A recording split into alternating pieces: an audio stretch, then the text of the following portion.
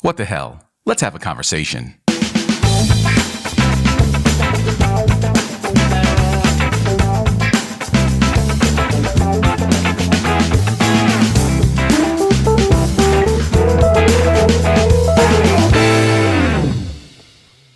Welcome back to the conversation. I am your host, Marquise, and with us today, you've got me curious. That's what I like to do. Debora Galan is with us. Ladies and gentlemen, give her a round of applause because I've been messing with her all week. And I didn't want to be intimidating with this. You know what I mean? I just want you to get comfortable and everything. So, hey, welcome to the conversation. There you go. Hey. Okay. Hey, hello. Happy Saturday. Oh, thank you so much. You know what I mean? I love it. And to get people familiarized with you, let's kick it off this way. Tell my people who you are and how you got started and how we got here. Okay. So I'm Debora Galan, and I was born in Brussels, Belgium, but I'm actually from Spain and came to the States in the early 70s and began singing in Washington, D.C. At the age of 17, and then moved to California in the early 80s, actually mid 80s. And right. And then, started singing here in San Diego, and I've been here ever since. So, just decided to take the leap in 2008. I've been singing, obviously, professionally since about 17, and then decided in 2008 to take the jump and leave my professional career as a human resources specialist. Oh, okay. And and then decided to share my heart through song. So, and I've been doing it ever since. We had another young lady on the show who was in human resources also. You probably know who she is, but we'll talk about that later. Hey, so how was the jump coming from, because I've been overseas. I lived overseas when I was in the military. I lived in Japan and I lived all over the place. How was it leaving out of Brussels and Spain and coming to Washington, D.C., America for the first time? How did you get acclimated to that? I was pretty young, and when you're a child, you kind of are adaptable and very pliable. But I definitely had some adjustment, particularly with the language. I didn't speak English when I came. Oh. So the first thing that my parents did was stick me in a summer school that taught English as a second language, just to help me prepare for the fall season when actual school would start. And so I had some great teachers and learned just enough to start, get started in class. And then I would always have to go to ESL classes where the teachers would help me, with things that I was struggling with, just because I wasn't really quite up to par with language. And then within about a year, I became fluent. And then I was just, on my own and started speaking English. Yeah. So what is your primary language? Is Dutch? No, it's actually so Flemish is what they speak in Brussels. Okay. But my parents spoke French. Oh wow. Yeah, and so my first language is actually French, and in the transition from Belgium to Spain, I lived in Paris with my mom for a few months, and then moved into Madrid, to be with my family, and then my mom came to the States first. So you picked up on some Spanish as well? Well, yeah. I mean, nobody in my family actually spoke French. I feel like my whole life has been this, jumping into situations where. But you were so multiculturally diverse. Yeah. You know what I mean? Yeah. Get that out. Yeah. So, I mean, that's a beautiful thing in today. It is a beautiful thing. It's kind of challenging when you go through it, but I think it's really taught me to be very adaptable. Which I think obviously now I bring it into my music, the fact that I mix all these things. And that's a perfect segue. So how did you get into music?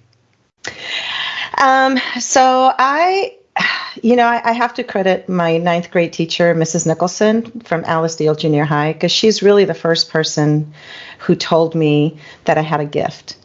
Wow. And I really feel like she was a godsend. She kind of planted that seed, I think, in me. And then it was it was actually when I went to see at the age of 13, right around the same time, I went to the movie theaters with my sister and my cousin, and we went to see A Star Is Born, and this was Barbara Streisand and Chris Christopherson version, which is the second remake of that movie. There was something that I really connected with in the storyline. I don't know if it was just the way that music was a part of her healing, the fact that it was a way for her to express herself. And I think as a young girl looking for her own voice, I think I just kind of connected with that. Wow. And I had been a huge fan of hers anyway. I always loved all of her movies. She was a funny comedian. So I really kind of took up, to listening and studying her music and stuff. And then while I was in college at the University of the District of Columbia, I was working a job, a part-time job.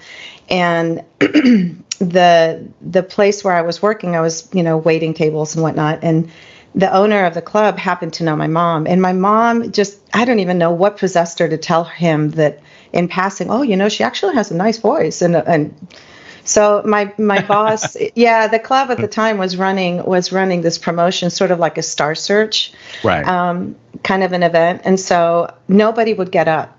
Nobody in the crowd was getting up at all. And, I'm just, walking around with my apron, waiting tables. And and he comes up to me and he goes, Deb, take your apron off. And I'm like, why? What's going on? He's like taking the tray, gives me a shot of Cavassier and says, here. And I'm like, what's this for? He goes, you got to get up there and sing. And I'm like, what are you talking about? He goes, we just need somebody to get the party started. And I'm like, okay. And I'm like, but what are, really, it was the first time in my quote unquote adult life where I was really in a really submerged in the Latin community. I'd been, going to school and I had friends and stuff that were from all over. But as far as working in a real heavy Latin, live music environment, listening to music that I really hadn't paid too much attention to. So I walked up and I'm like, okay. So I walked up to the music director and I'm like, hey, do you know this song? And he goes, yeah, we could do it. So I jumped up and I sang. I was shaking I swear my knees were shaking. I was just like, but I got through it. Everybody loved it. And then of course, everybody was a huge success. Everybody started coming up and I just went back to some autographs too? No, I just went back to waiting tables. I'm just saying. You went back to waiting tables. But so when you went home that night, were you like, oh my God, how were you feeling afterwards? Like when you were by yourself, away from people, you were dwelling in that moment.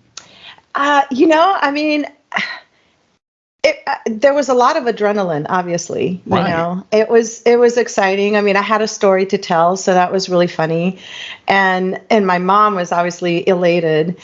What happened though, what I never expected was that a few weeks or maybe a couple of months later, that they would approach me again and said, hey, one of there were two male lead singers and one of them was, leaving the band. Mm-hmm.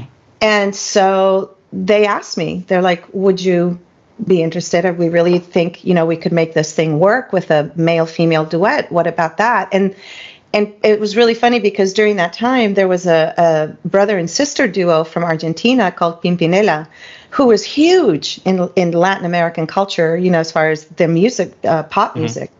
And so we started singing those duets, and it was like a crowd pleaser. We were kind of acting them out because they're very dramatic. They're telling stories, and so there were times when we were just kind of really, sort of play acting and actually singing the song. So it just became a real huge attraction, and that's really where I started. So first time, first song, everything is getting real now. Okay. First time in the studio and the first song that you ever recorded.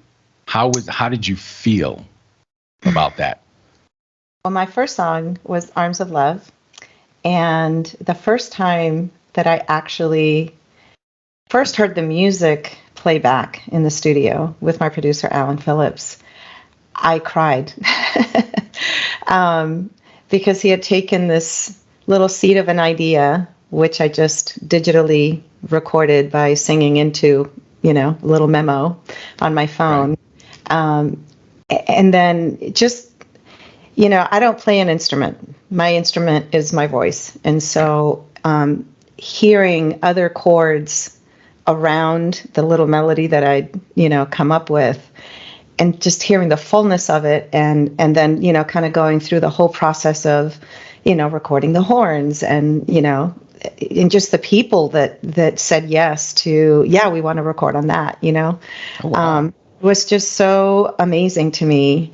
It was humbling. I still get chills every time I think about it. Mm-hmm. I wept. I wept the first time I really heard the full production of it.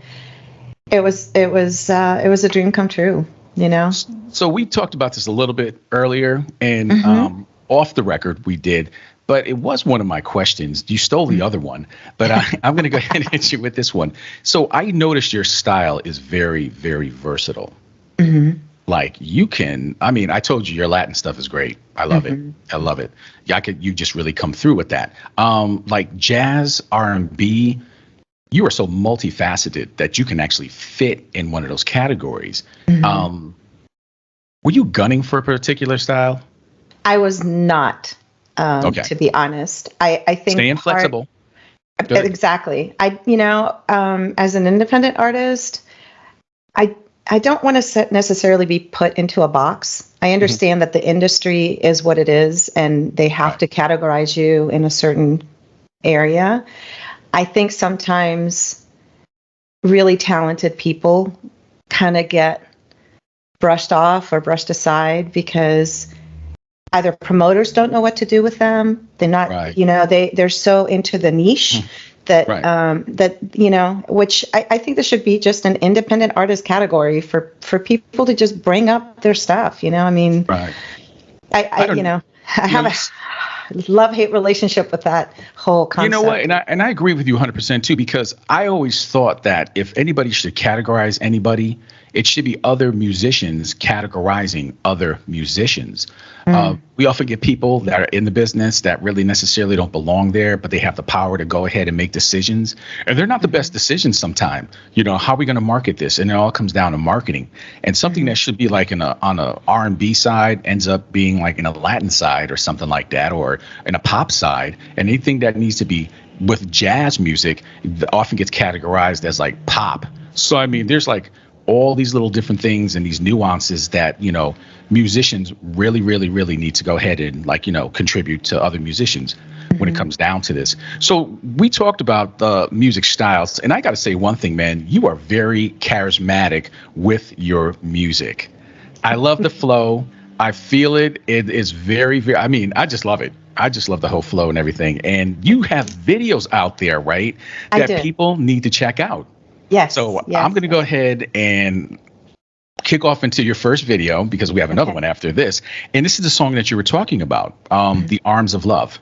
So people out there who are tuned in right now, we're going to check out Debora Galan, and this is her video, The Arms of Love. And we will be back on the conversation. So please keep it locked in.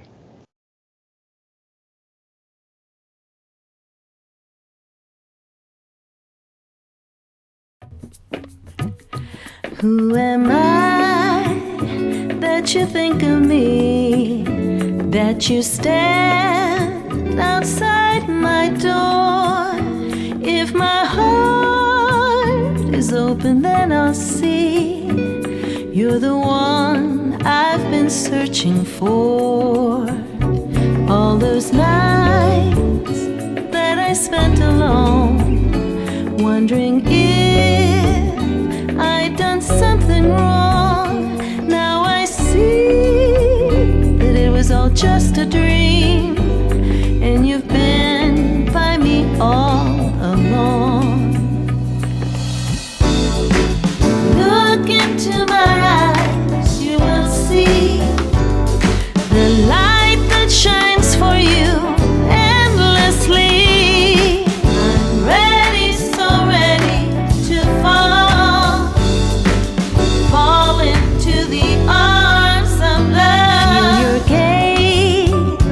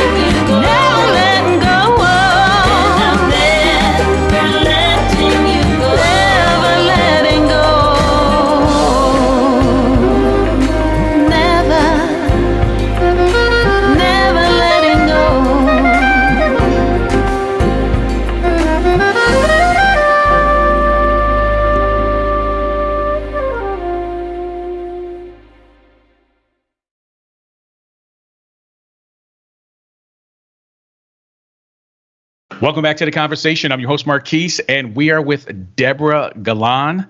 That was her video, The Arms of Love. And I really like the video. I really, really like the video. My question to you is like, do you like doing videos? Well, that was my first experience. That was actually the debut of the song, my first single, coming out with a video. It was a great experience. I'd never done it before.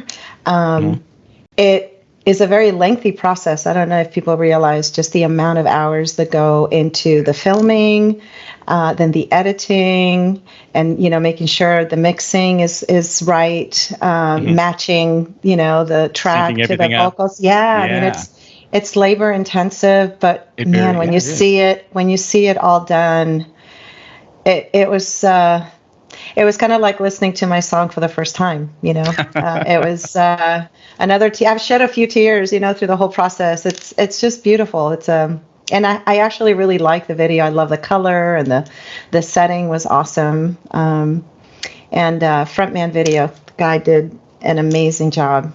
So where was the video filmed at? It was actually filmed at my girlfriend's house in Encinitas. Wow. Yeah. Wow. I rented her house, and I said, hey, would you mind if could we do it here? And she said, yeah, sure, that'd be awesome. She was actually in the process of selling her home. And so I'm like, if you don't mind, we'll take drone pictures of, images and stuff. And so we did.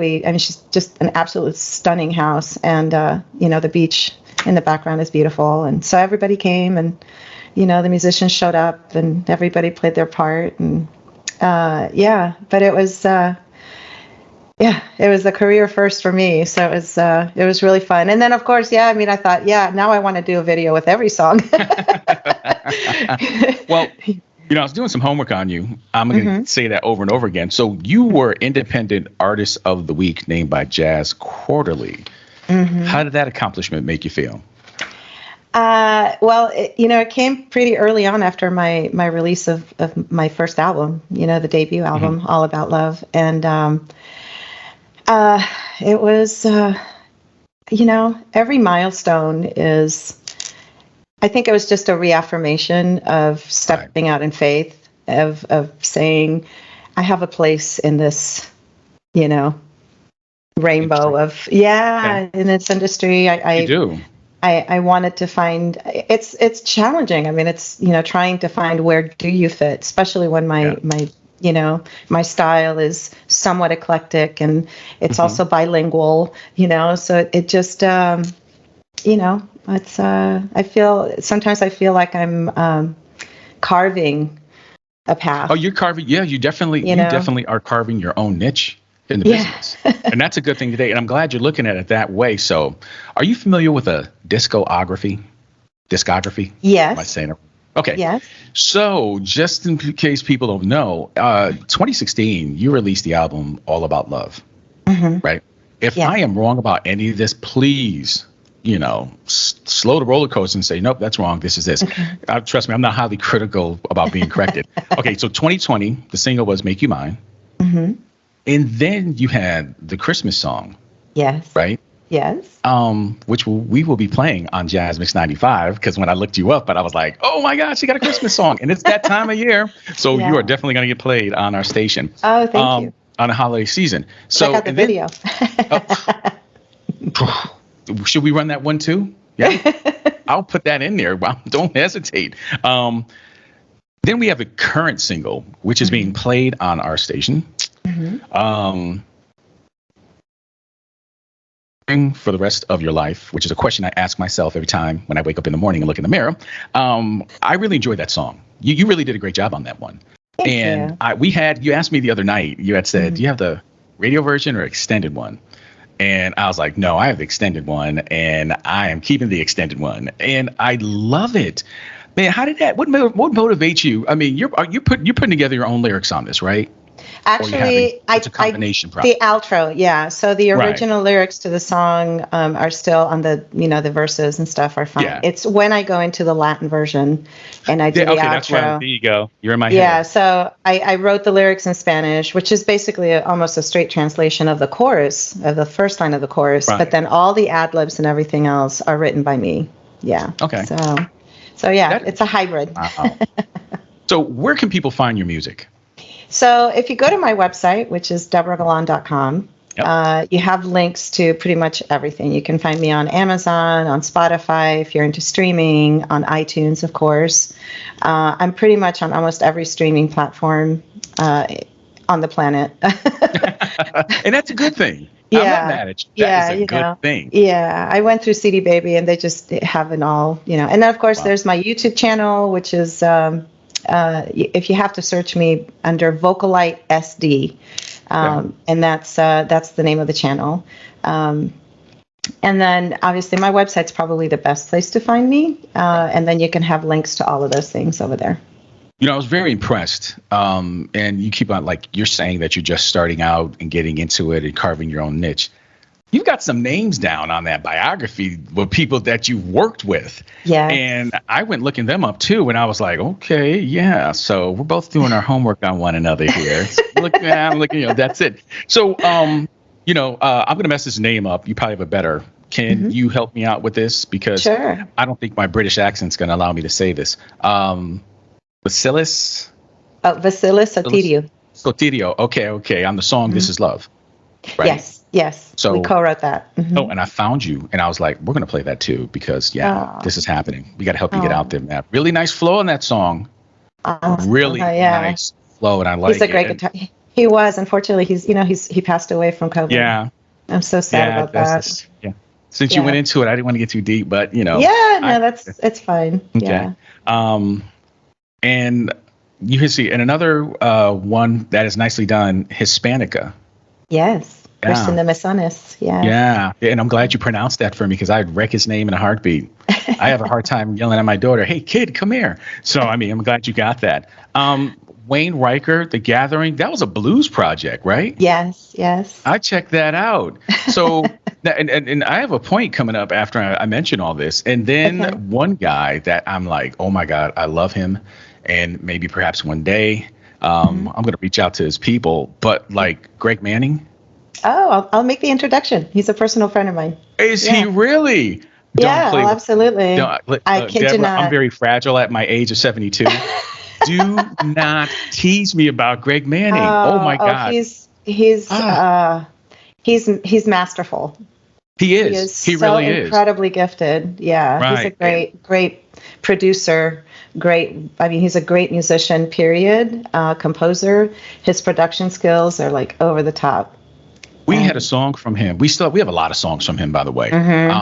But Grateful with, I think Judah Seeley's on that one, I believe. Maybe wrong. Like the request for that song was off the Richter scale on our station. And we were playing it and people were like, we need it.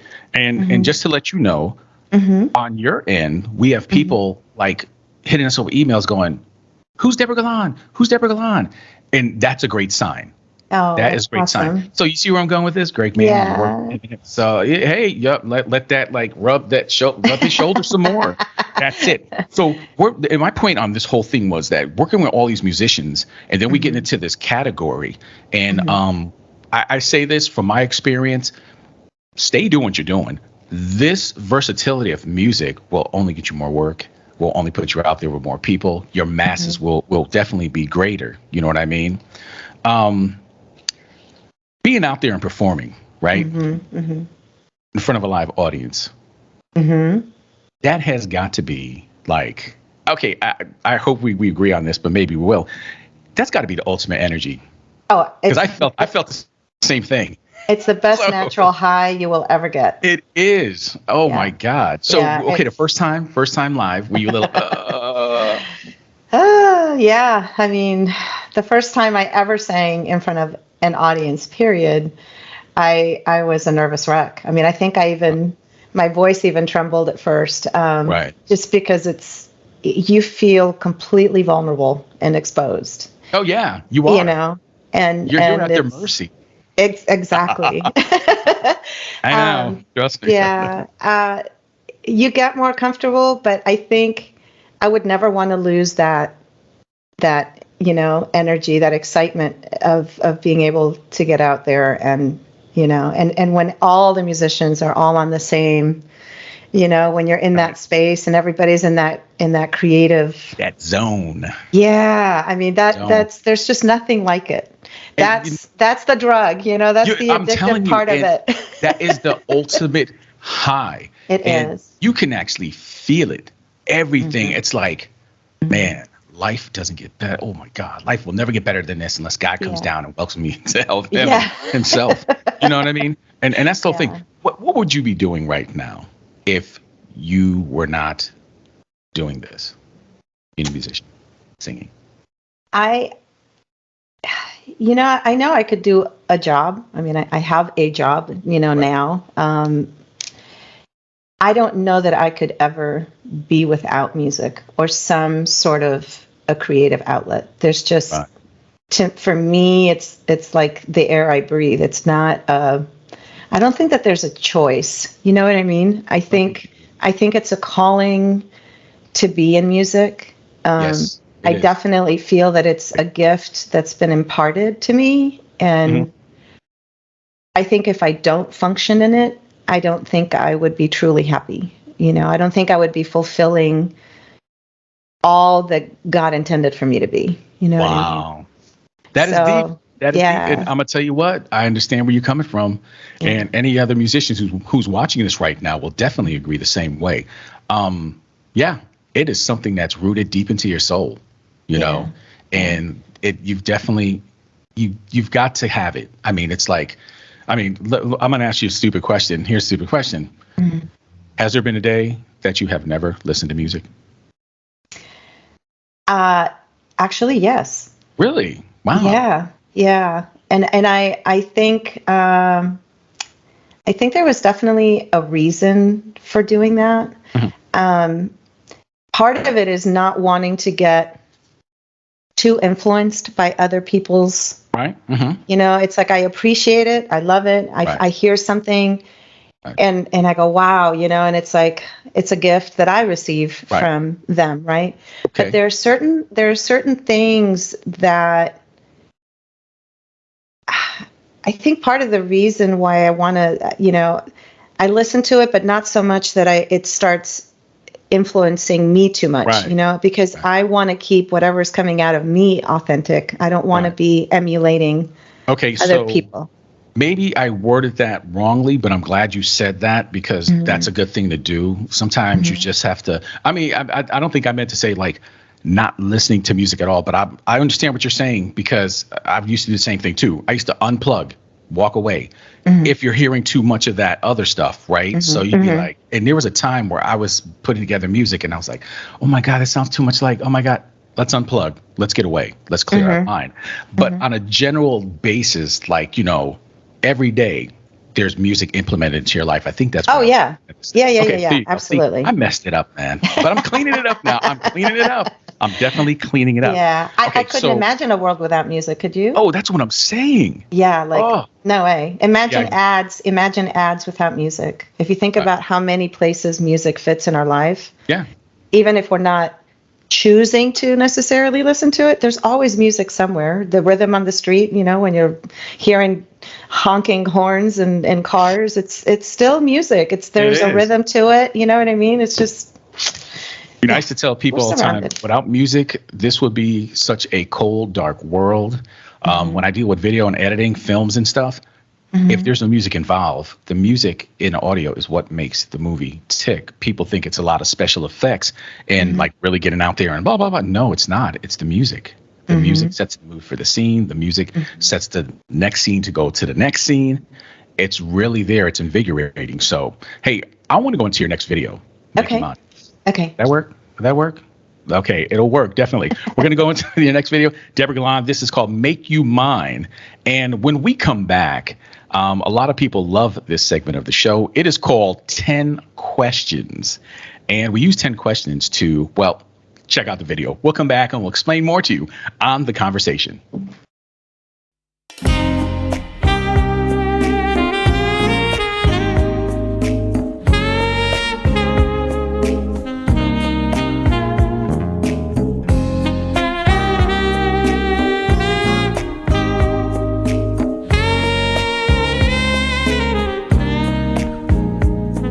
As I stand here now, looking in your eyes, gathering my thoughts, will you be surprised if I shared my heart?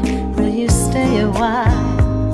Full disclosure here, you have me beguiled. You're my highest high, pinnacle of love. You're so good to me, an angel from above. As I lose myself in your arms of love, you're my guiding light, my treasure trove. Wherever you go, wherever you go, whatever you do, you know in my heart, I love you so. No matter what today brings to you and I, know my heart is yours till the day I die. Oh, I wanna make you mine.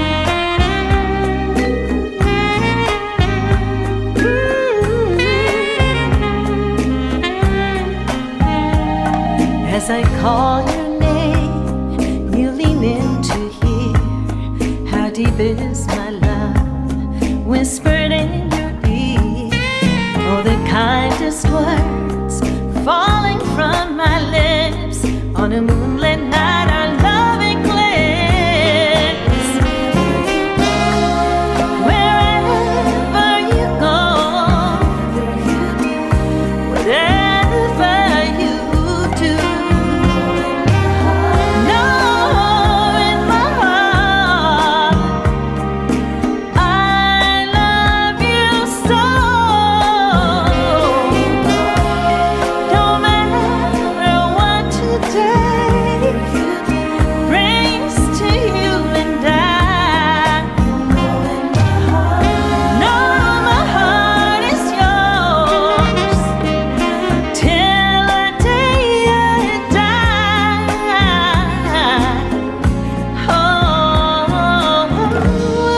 wanna make you mine. So much passion, so much more, baby. You're the one that I adore.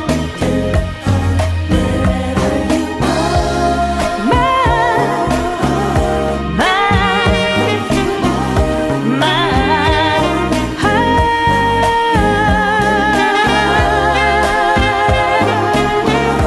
Gonna make you mine.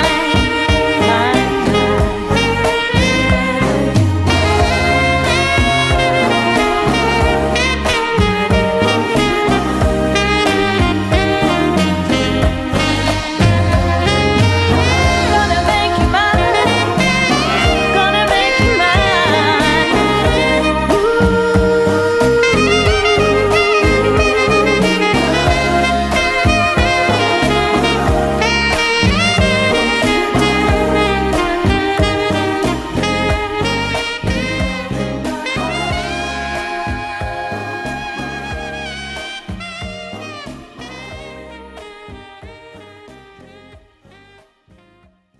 Welcome back to The Conversation. I am Marquise, and my guest today is singer Debora Galan.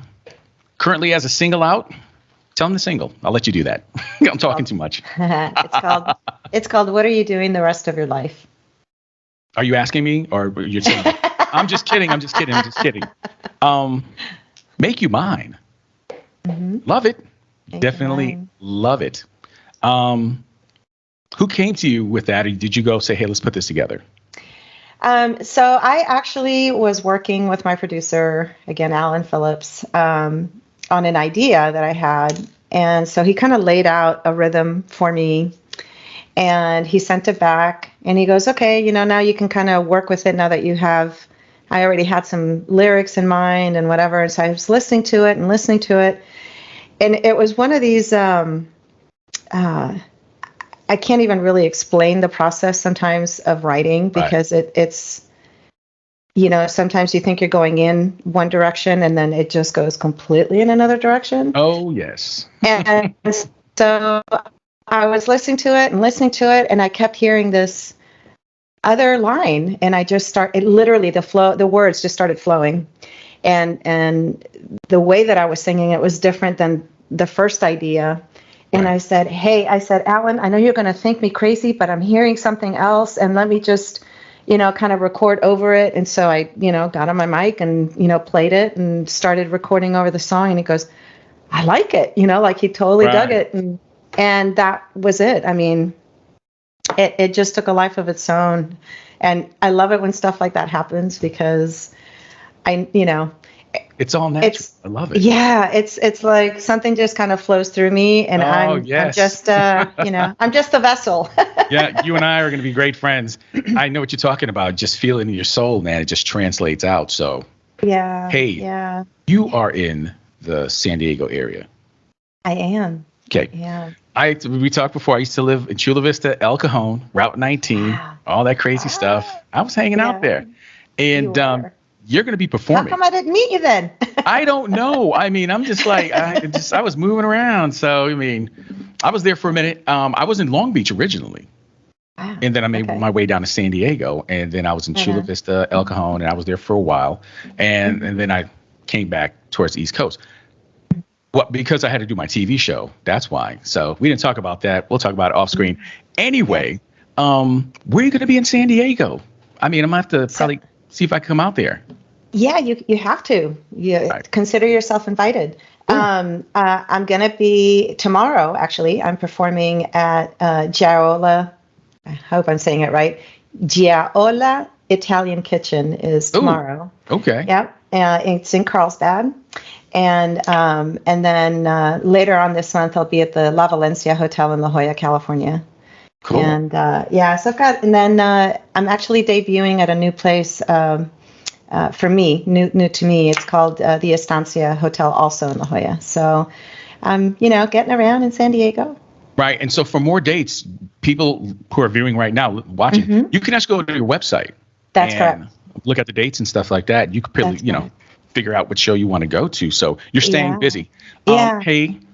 Oh, go ahead. I'm sorry. I was going to say, if they want to actually get like notifications of my upcoming shows, please, they can always look me up on Bands in Town. If you look up Debora Galan, and you can track me, then whenever I post new shows, you'll get an email saying, hey, she posted a new show, and you'll get all the details. So yeah, and if you early advance tickets, if tickets are being sold, if it's a free event, you'll all of those details are provided. And so actually when the show's going on there, your website is like going across the screen at times. Awesome. So get in there and definitely check that out. So it is time for one of our favorite segments of the show. It's called 10 Questions. Okay. We're going to ask you 10 questions. It helps the audience, get more familiarized with you to understand, who Debora Galan is. They saw the music side, but like a little bit of the personal side. Okay. There you go. Nothing explicit, nothing crazy. Okay. A lot of artists fear this section for some reason, and I don't know why. You can't see my hand, but I'm white knuckling. Shaking and stuff with a cup of coffee, like, oh my God, I'm shaking. Yeah. Okay, so if you answer a question, right, I will give my feedback, and if we match up, I'll say yes. If you hear a bell, which will go ting, that means we match. And if we don't have something that doesn't match, well, the interview's over and the show's done. No, actually, we'll just give our opinion. Should I expect one of those the hook walking canes? like Yeah, pull me up. What was the guy called? He was like Sandman at the Apollo, pulling people off stage. Yeah.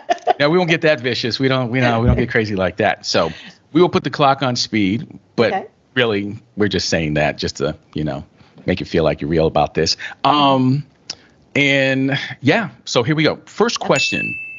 What did you hear that go off the bell? I did. You did, and they're ringing the bell. No, we did not match yet. What are they doing?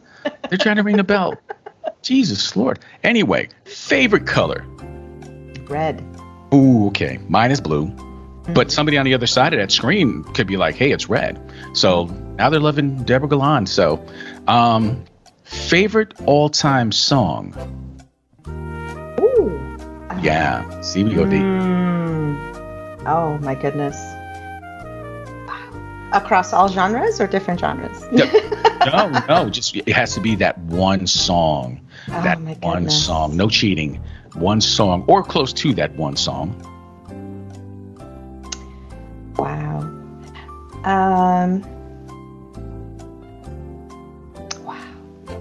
Wow, that's a tough question. We'll come back to it. We'll come back. Yeah. Let me think about that. All-time favorite drink. Regular drink or alcoholic drink? I'm really getting into beer, believe it or not. That's okay. That's really fine. Nice ice cold beer. Right. No, there's nothing wrong with that. Sapporo beer is one of my favorites. Stop. Yeah. I'm gonna cry right now. Japanese. Yes. I was stationed in Japan for 7 years. Yeah. That in, oh my God, what's the other one? There's Kirin and Asahi. Kirin, yeah. Oh, I am coming to San Diego. Yes, definitely. We have a match. That's a match. Ring that damn bell. Definitely. Favorite food to snack on while you're just kicking back? Oh, wow. There's so many good things. Probably I would have to say cheese and crackers.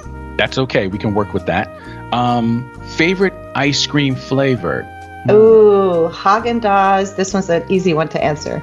Haagen-Dazs Vanilla Swiss Almond. I bet there's some in your freezer right now, right? Mm-hmm. There you go. That's okay. I love butter pecan. That's the way that's my second favorite, actually. Ring the bell. I grew up eating. That was my first favorite when I was a kid, actually. Oh man. Yeah. Matching up here. This is good. Favorite food. Oh, hold on now. Hold on. Favorite food from Belgium. I have no recollection of it. No recollection. Okay. Favorite food from Spain. See, I got a backup question for you. Oh, that's good. That's the way I roll. That's good. Favorite food from Spain. Paella. Okay. Favorite food here in the United States. A good burger. There you go. I can work with that. Favorite place to travel. Oof. The world. There's no one place. I love Europe, obviously, because there's lots to see there. True. But the world is my oyster.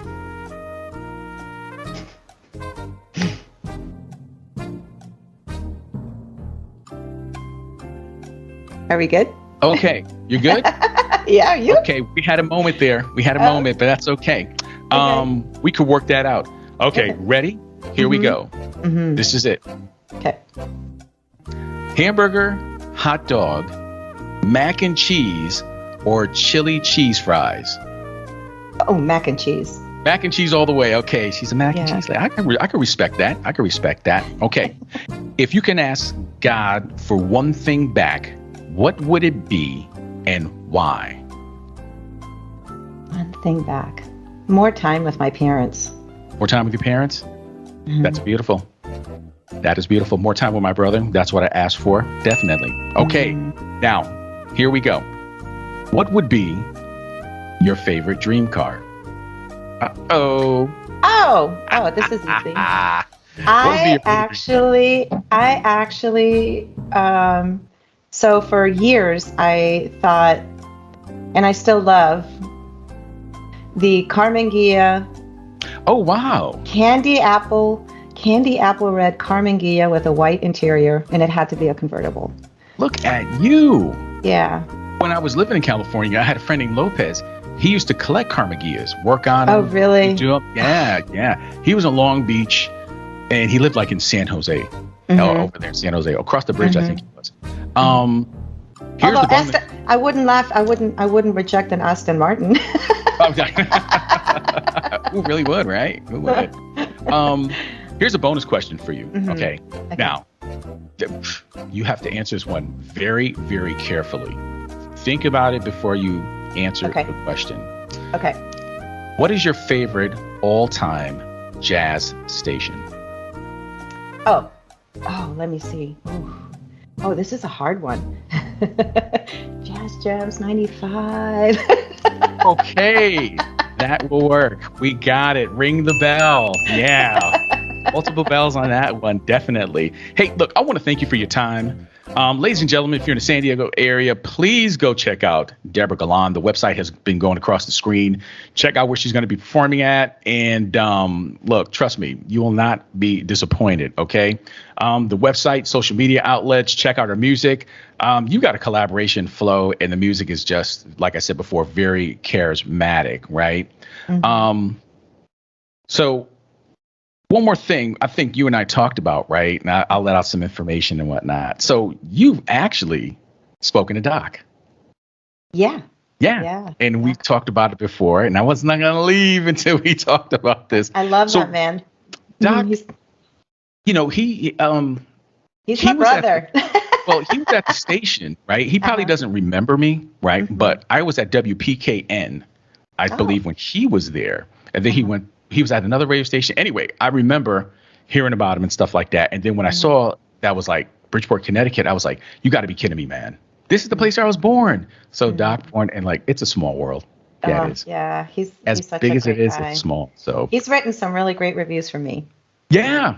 Yeah. And then I'm going to be right behind him, writing the next one. And that's how we roll on Jazz Mix 95. Definitely. Hey, thank you for your time. I really appreciate it. I will make my way out to San Diego and definitely hang out with you. I have other friends and stuff. I go hang out with them, and I'll be hanging out with Debora Galan. Definitely. Yeah. So, and hopefully Thank you'll you be performing. to Jazz Mix 95. I really appreciate it. Hey, you know what? We meet up for particular reasons. You know what I mean? And it's all God's plan.